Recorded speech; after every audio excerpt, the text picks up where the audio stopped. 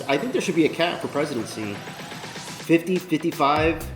I mean, we shouldn't have anybody older than that to run this country, in my opinion.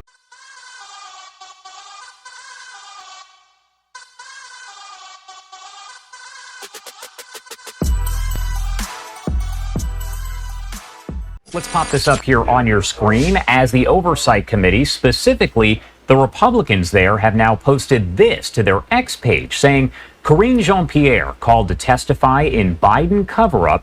Chairman Comer, which is of course James Comer, demands interviews with KJP, Zients, Sams, and Bates over Biden's mental decline scandal and shady auto pen scheme. The cover-up is unraveling. The truth will come out, and then you can see the photos of all of them there.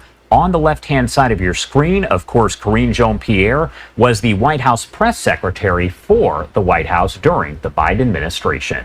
There's also this letter that was tweeted out by Representative James Comer, and it's obviously very lengthy, but I do want to read just a portion of it because it is the letter that was sent to Karine Jean-Pierre.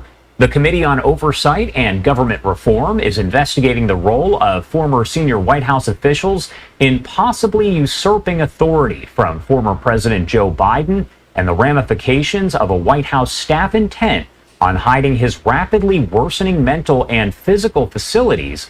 The committee has been investigating this issue for nearly a year. The committee seeks to understand who made key decisions and exercised the powers of the executive branch during the previous administration, possibly without former President Biden's consent. The committee requests your testimony to evaluate your eyewitness account of former President Biden's decline.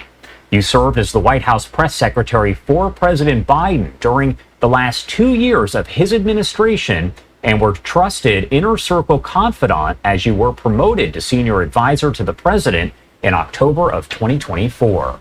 Slowly but surely, all these Democrats are going to be put under the fire to testify, and because for the past 4 years, the majority of Americans knew that Biden was not capable to be the president of the United States.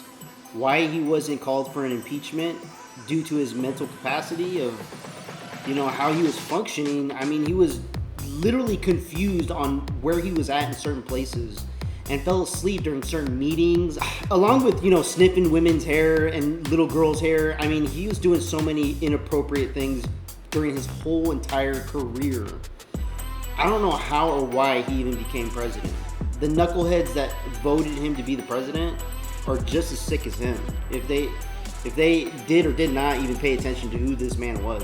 Okay, anyway, so Karine Jean-Pierre, she was somebody that was right next to the president. And they have grilled her many times, and I've seen her speak at the press briefing room. And she kept saying, no, he's great, he knows what he's doing, he's very aware. She was saying all these great things, and then when it came down to the wire of debating Trump, last minute, the whole world saw it. You can't make any excuse for that. Can't say it was a deep fake.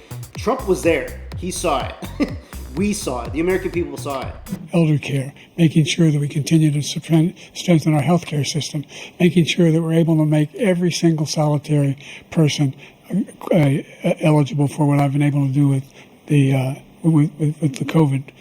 With dealing with everything we have to do with. Look. If we finally beat Medicare. Thank you, President Biden. President Trump? Well, he's right. He did beat Medicare. He beat it to death, and he's destroying Medicare. And that's when everybody changed gears and was like, yeah, something's wrong with Biden. He's not there. He's too old. And that's actually something I'd like to bring up, too, is I think there should be a cap for presidency. 50, 55. I mean, we shouldn't have anybody older than that to run this country, in my opinion. As the older you get, I feel like the more corrupt you can be, especially a full-bred politician, in my opinion. I think it should be a mixed diversity in our government that is a little bit of politics and a little bit of business, and even some architects. I encourage architects to run for president because they have that mindset about, building and expanding and growing the country. So, let me know what you guys think about this in the comments below. Like and subscribe. I would appreciate it. Until next time, peace out, everybody.